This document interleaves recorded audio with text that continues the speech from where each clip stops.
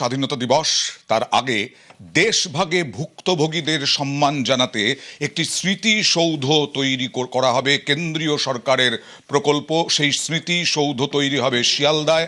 আজকে তার ভূমি পূজন হলো। শিয়ালদা স্টেশনে এই স্মৃতিসৌধ সংস্কৃতি মন্ত্রকের উদ্যোগে তৈরি হবে। নভেম্বরের মধ্যে শেষ হবে নির্মাণ কাজ। স্মৃতিসৌধ বসানোর আগে শুক্রবার ভূমি পুজো হলো।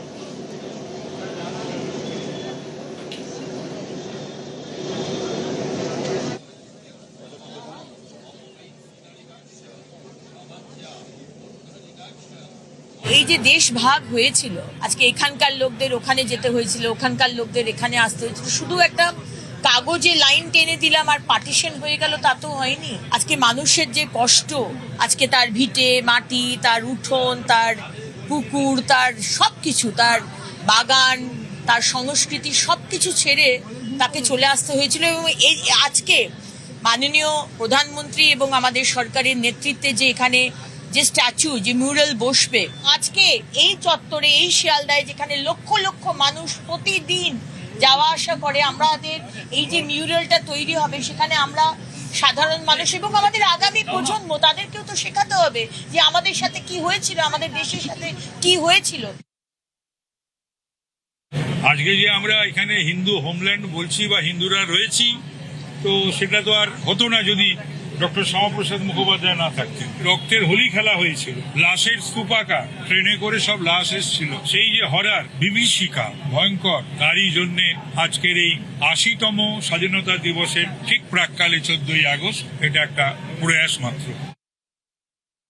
विभाजन जो विभीषिका है, हॉरर्स ऑफ पार्टीशन, तो we are here to give our विनम्र श्रद्धांजलि to the kind of horrors the families have witnessed. वो दर्द को महसूस करते हुए I am feeling very privileged that Indian Railways, on behalf of Eastern Railway and Indian Railways, Sealdah में जो ये जगह है हम दे रहे हैं, जिससे कि मिनिस्ट्री ऑफ कल्चर यहाँ पर एक मेमोरियल स्टैब्लिश करे।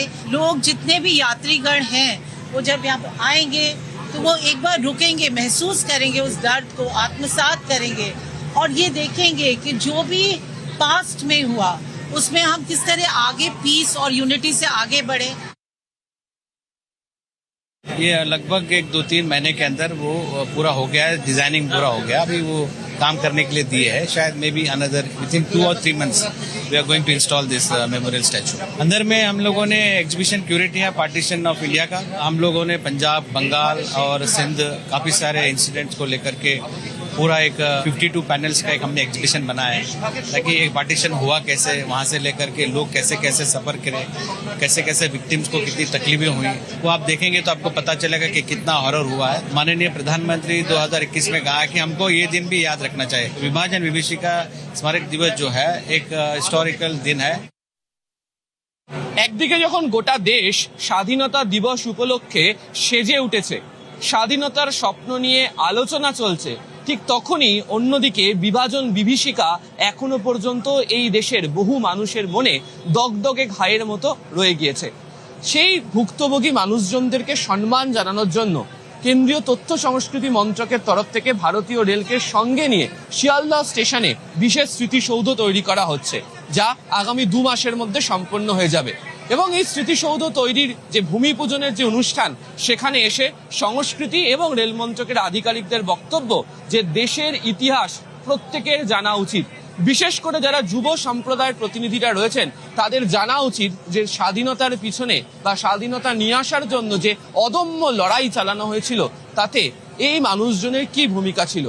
আর সে কারণেই শিয়ালদাহের মতো অত্যন্ত ব্যস্ততম এই স্টেশনকে বাছাই করা হয়েছে। তার কারণ প্রত্যেকদিন লক্ষ লক্ষ মানুষ এখান দিয়ে যাতায়াত করেন এবং দেশের স্বাধীনতা সংগ্রামের ইতিহাস নিয়ে পশ্চিমবঙ্গের মতো বা বাংলার মতো রাজ্যে যে যে জায়গা নিয়ে আলোচনা হয় তার মধ্যে শিয়ালদা স্টেশন অত্যন্ত গুরুত্বপূর্ণ। তাই শিয়ালদা স্টেশনকে বাছাই করা হলো। আগামী নভেম্বর মাসে এই স্মৃতিসৌধ সম্পূর্ণভাবে প্রস্তুত হয়ে যাবে এবং এই অনুষ্ঠানকে উপলক্ষে শিয়ালদা স্টেশনের মধ্যে বিশেষ এক প্রদর্শনীশালারও আয়োজন করা হয়েছে, যেখানে বাংলা এবং পাঞ্জাবের বিভিন্ন সময়ের স্বাধীনতা আন্দোলনের বিভিন্ন ছবিকে সামনে নিয়ে আসা হয়েছে।